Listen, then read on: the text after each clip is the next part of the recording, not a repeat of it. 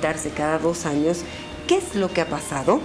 Son preguntas que le vamos a hacer nosotros a nuestro invitado en esta noche, porque además viene de la mano de una de las fundaciones más importantes y creíbles que tenemos en nuestro medio, la Fundación Jubileo, porque mañana se va a abordar el tema de la supuesta nacionalización a la importación de los hidrocarburos. Y el término importación nos ha llamado también la atención. Raúl Velázquez nos acompaña en esta noche, el analista en hidrocarburos, y para mí es un gusto poder conversar con él. Bienvenido, licenciado. Gracias por estar. Mayorana, buenas noches. Muchas gracias por la invitación, por la gente que nos mira. Sin duda el tema de hidrocarburos es muy importante para el país. Más de un tercio de los ingresos que recibe Bolivia provienen del sector hidrocarburos, entonces es un tema por demás importante para la economía e incluso yo diría para la situación social del país en adelante. ¿Por qué para la situación social?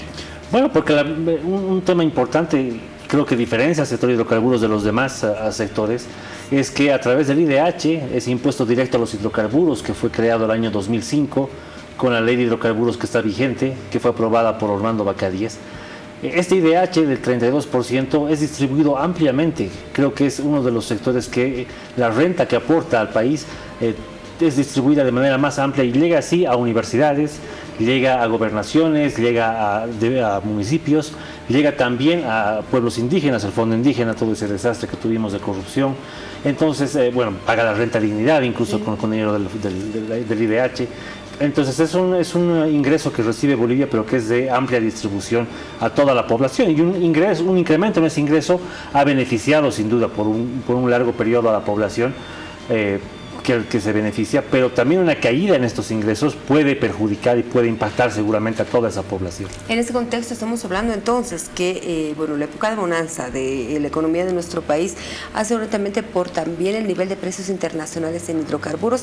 Hablamos de estos 10 años, desde el 2006 hasta el 2016, y estos 4 que no han sido tan buenos en el tema de hidrocarburos. Incluso el Ministerio de Economía presenta cifras rojas que han alarmado al territorio boliviano. ¿Cómo podemos nosotros hacer un análisis, manejar todo ello? Porque el gas es de todos. Es un tema que llama sin duda la atención.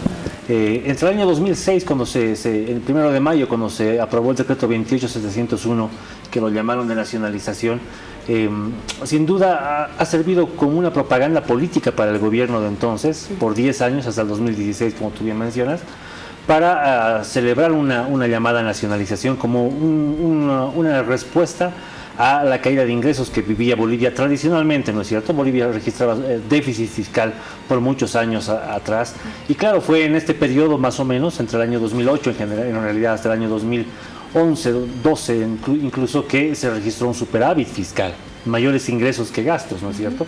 Y eso fue justamente gracias al sector hidrocarburos y particularmente, como tú bien mencionas, al tema de precios. Pero, claro, el discurso político decía que era la nacionalización. Y muchos analistas coincidimos en ello el año 2016, cuando cayeron los ingresos. Decir, ¿qué pasó? ¿Fue que se acabó la nacionalización el día 2016? ¿O por qué cayeron los ingresos? ¿No es cierto? Si gracias a la nacionalización se había subido, ¿por qué cuando cae el año 2016? Pues no a lo primero que atribuyen es al tema de precios y no al tema de la nacionalización.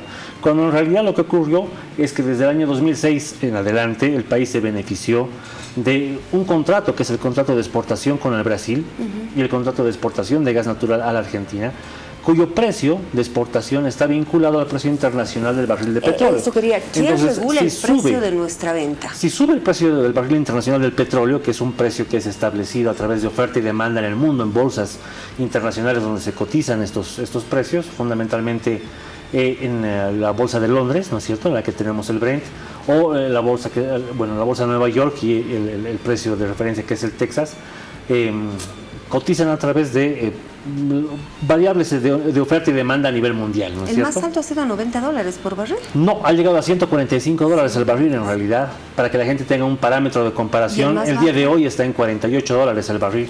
El más bajo fue el año 2016, cabalmente en febrero, que rozó los $28 el barril. Entonces, claro, debe tener una cotización gigante de 145, se cae a $28 el barril, y obviamente eso ha impactado en nuestra economía. Así como la ha beneficiado por muchos años, ha impactado la economía también cuando ha caído ese precio. Pero esto además yo creo que desde el año 2015 es importante también mencionarlo, y es algo que seguramente mañana lo vamos a tratar con mayor profundidad en la exposición del seminario que estamos realizando, es que se combina con una caída en la producción de hidrocarburos en Bolivia. Entre el año 2009 y el año 2015 hay un incremento de un 50% en la producción de nuestro gas natural. Y claro, todos los bolivianos nos alegramos, ¿no es cierto? Porque dices, bueno, estamos produciendo más, qué buena noticia.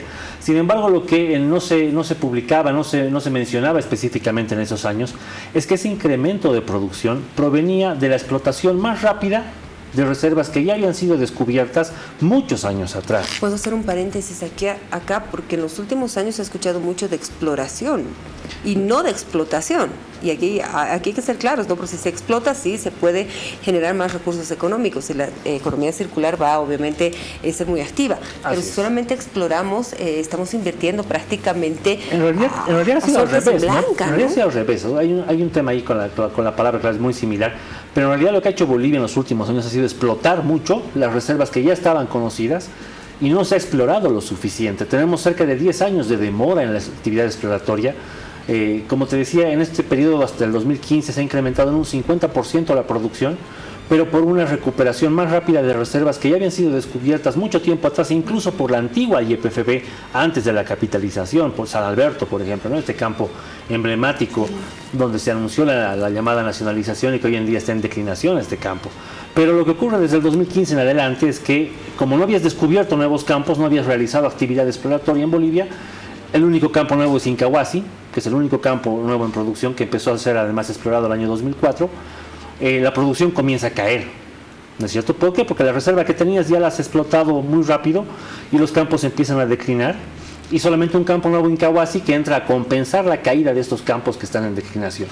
Y es así que en 2019 vemos que la producción ha alcanzado un promedio de 45 millones de metros cúbicos de gas natural, lo cual es un 25% menos de lo que producíamos en 2015 cuando alcanzamos el máximo de 60 millones de metros cúbicos. Y entonces hay una caída en la producción, hay un rezago enorme en la exploración de hidrocarburos. El único campo nuevo, como te decía, es Incahuasi. Y Bolivia enfrenta cada vez mayores problemas y la problemática del sector de hidrocarburos va siendo cada vez más compleja, porque han habido diferentes elementos que no se han solucionado oportunamente. La gestión ha sido muy errática. Recordemos que en 14 años hemos tenido 12 presidentes de YPFB, todos interinos. Actualmente YPFB mantiene la estructura desde el año 2005, que la establece con su estatuto. No se ha modificado a pesar de diferentes anuncios de reestructuración de YPFB. Esto tampoco ha cambiado. Seguimos con un enorme aparato burocrático, ¿no es cierto?, que trata de realizar la actividad hidrocarburífera, pero por un tamaño tan grande a nivel administrativo, obviamente es muy difícil que lo haga. ¿Cómo puede agravarse esta complejidad con la última noticia, ¿no? Si bien se había anunciado del gobierno de transición en marzo tener nuevos datos de las reservas probadas y probables, nos ha llamado la atención. Se presentaba el año pasado un informe durante el gobierno del MAS que daba cuenta de más de 10 TFS de reservas. Lo cierto había sido que tenemos 8.95. Se hablaba de tranquilidad en los próximos 14 años. Ahora se habla de modificaciones de contratos para la venta de nuestro gas, pero siempre manteniendo esta garantía para un mercado interno. Pero si hablamos ya de importar hidrocarburos, creo que hay mucha relación en todo esto. ¿Cómo puede agravar estos datos que son reales y que no se los ha dado a conocer en su momento? Así es, María René. Bueno, por una parte, evidentemente Bolivia es un país con una cualidad principalmente gasífera. Producimos más que todo gas natural. Pero ese gas natural trae un líquido asociado que se procesa y a partir de ese líquido se puede obtener gasolina natural, por ejemplo. No diésel, pero sí gasolina natural. Entonces cae la producción de gas natural y cae también la producción de líquidos, ¿no? Entonces ahí también hay un problema muy complejo. Baja la producción de gas y baja nuestra producción de líquidos y por ende baja nuestra capacidad de poder producir también un interesante volumen de gasolina natural y nos vemos obligados a importar más gasolina, ¿no? Es lo que viene ocurriendo en los últimos años, que se está importando mayor gasolina natural, pero también se está importando mayor diésel, porque los campos, como te digo, fundamentalmente gasíferos son los que se han venido desarrollando y no los campos petrolíferos, que es de donde se saca diésel para llevar a la refinería y procesarlo también. Entonces Bolivia viene importando más gasolina natural y también mayor volumen de diésel. Tú mencionas un aspecto que es también muy importante, como es las reservas. Entonces, claro, si tú no exploras, no encuentras reservas. Es como la persona que nos mira, que tiene pues sus pesitos ahorrados en el banco, ¿no es cierto? Si tú esos pesitos que tienes ahorrados en el banco te dedicas solamente a sacarlos, con seguridad que se van a terminar rápido. y si no metes más pesitos, más dinero que te vas ahorrando, más bolivianos de ahorro, obviamente tu reserva en el banco va cada vez disminuyendo. Es algo similar con el tema de hidrocarburos, podríamos hacer una analogía en el que si no exploras, no encuentras nuevas reservas de gas y la reserva que ya tienes te la vas gastando. Es así como funciona. Entonces, ante una falta de actividad exploratoria, las reservas de gas natural, han venido reduciéndose. Nos ha llamado mucho la atención, comparto contigo la preocupación, en que inicialmente YPFB hablaba de 10,7 TCFs de reservas probadas y el último dato que ha dado ya la nueva administración de gobierno es de 8,9 TCFs. Sin embargo, hay que mencionar ahí que hay una ley en Bolivia, que es la ley 3740, que en su artículo 7 establece que cada año hasta el 31 de marzo se deben certificar reservas y lo debe hacer una empresa internacional de prestigio y dedicada a la certificación de reservas, no lo hace cualquiera, sí. Y tiene que hacer una empresa además a través de una licitación internacional, porque le da la cualidad de imparcialidad, ¿no es cierto? Es decir, YPFB puede tener un dato, las empresas otro dato, cada quien puede tener un dato, una estimación, pero tiene que ser un árbitro imparcial, si tú quieres, el que haga esa certificación. Y tiene que cumplirse la ley de que sea cada 2 años, ¿no? En realidad la ley establece que tiene que ser anual, ¿no? Cada año se debería publicar hasta el 31 de marzo la certificación. La última es del 2017, la anterior a esa es del 2013, ¿no es cierto? Yo creo que ahí se han generado varias responsabilidades administrativas a expresidentes de YPFB que han incumplido sistemáticamente esta normativa. Y bueno, lo que tiene actualmente Bolivia es de 8,9 TCF según YPFB y ha llevado al gobierno actual, creo yo, de transición a un duro desafío que ha sido el renegociar los contratos de exportación, fundamentalmente el del Brasil y el de Argentina, que está en actual renegociación también, y poderlos adaptar a nuestra real capacidad de producción. Es decir, yo no me puedo comprometer en venderte 30 millones de metros cúbicos de gas si solo estoy produciendo 20, ¿no es cierto? Por un tema de responsabilidad, pero además por un tema económico de no pagar multas por mi incumplimiento. Entonces, creo que ha sido importante esta renegociación con el Brasil, para lo que queda de este año, en realidad, que viene a ser una suerte de conciliación de volúmenes, porque el contrato con el Brasil, María René, ha terminado en realidad en diciembre del año pasado. Lo que se está viviendo ahorita es un proceso de conciliación que estaba previsto en el contrato para terminar de cerrar los volúmenes que estaban pendientes de comercialización, y es lo que está ocurriendo actualmente, pero se prevé una renegociación de contrato con el Brasil en condiciones ya no tan favorables como las que ha tenido el país en los últimos 20 años. Debemos hablar de la subvención de la gasolina. Bolivia es uno de los países que tiene esta subvención. Recuerdo aquel diciembre del 2010, cuando prácticamente Bolivia casi se levanta contra el gobierno que había tomado la decisión de quitar esta subvención. El precio de la gasolina, 3 bolivianos con 74 centavos, una gasolina especial, la más barata de la región, dice, por esta subvención. Pero si vamos a importar nosotros gasolina, se debería levantar esta subvención. Entonces, ¿cómo va a afectar a la economía, al bolsillo del boliviano? Yo creo que, siendo responsables, lo más prudente es reenfocar, repensar y reenfocar el tema de la subvención. Creo que es un espacio, yo creo que el pacto fiscal podría haber sido un espacio muy interesante para conversar este tema. Lamentablemente no ocurrió y el exgobierno lo sesgó completamente, pero hubiese sido un espacio idóneo para conversar y repensar como sociedad en su conjunto el tema de la subvención. Hoy en día María René paga pues 3 bolivianos con 74 centavos el litro, tanto el taxista que tiene un taxi blanquito, chiquitito que trabaja, como una persona que se ha comprado un Mercedes-Benz del último año, por ejemplo, y que tiene una cilindrada 3 veces mayor. Entonces, obviamente eso no es equitativo, no muestra una equidad en la persona que se beneficia de la subvención. Lo propio pasa con el diésel.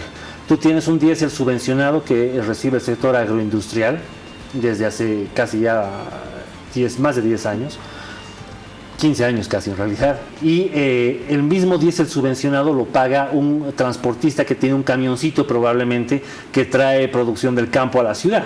Entonces esto no puede seguir siendo de esta forma, ¿no es cierto? Ese agroindustrial ya ha recibido un incentivo por parte del Estado por muchos años y debería mostrar ya eficiencia en su producción y no requerir un diésel subvencionado y pagar un precio real de ese diésel.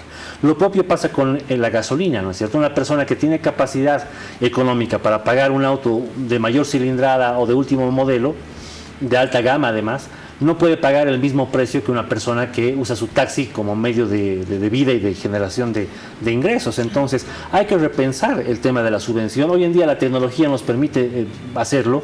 Tenemos el Besisa, por ejemplo, en el que se sabe automáticamente, ¿no es cierto?, qué tipo de vehículo es el que está cargando el combustible y debería pagar de acuerdo al tipo de vehículo que tiene, ¿no es cierto? Si tú te puedes ir a pasear por toda la ciudad, ¿no es cierto?, el domingo vuelteando, entre comillas, con tu familia, se supone que deberías pagar un precio mayor que la persona que lo tiene de lunes a viernes trabajando 8 horas a su taxi. Entonces, es un tema que sin duda hay que debatirlo. No podemos seguir apostando a desangrar la economía a costa de personas que se benefician de esa subvención.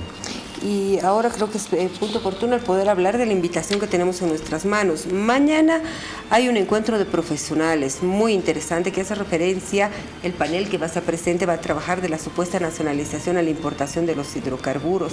Y me ha llamado la atención esto de los datos que antes no se conocían. ¿De qué se va a hablar? ¿Quiénes van a participar?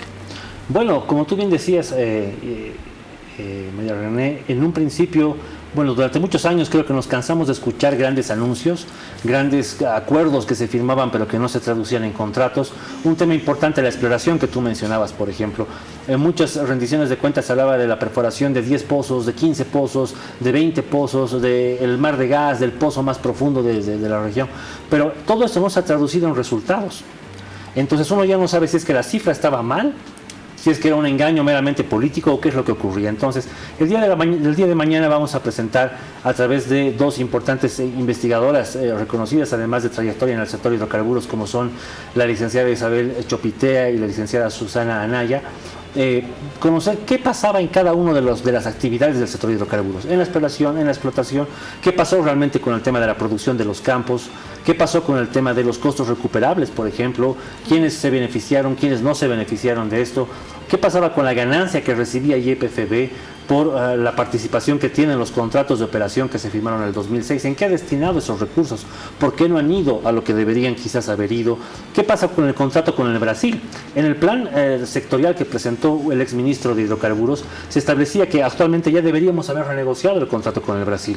¿Por qué no se renegocia? ¿Por qué recién en este momento, cuando ya ha terminado el contrato hace 2 meses, estamos recién renegociando este contrato? Son interrogantes que seguramente mañana las vamos a poder compartir con la gente. Los invitamos cordialmente, el ingreso es libre, es un evento público abierto y los invitamos a todos ustedes a participar de este evento mañana a las 9 menos cuarto de la mañana en el ex Radisson, donde podremos seguramente compartir mucha más información sobre el sector de hidrocarburos. Si bien vamos a escuchar la exposición de dos grandes profesionales, como comentaristas van a estar Hugo del Granado, Mauricio Medina Celi y Raúl Velázquez, para poder obviamente hacer este aporte, que es muy importante, no solamente para los académicos, los investigadores que estén en materia, sino para cualquier profesional. Y lo decíamos siempre, si se habla de gas, si se habla de hidrocarburos, hay atención importante por parte de todos los bolivianos. Mañana, 8:45 hasta las 12:30, las conclusiones se las van a dar a conocer en algún lugar de manera pública. Puedo comprometerte para tenerte, no sé,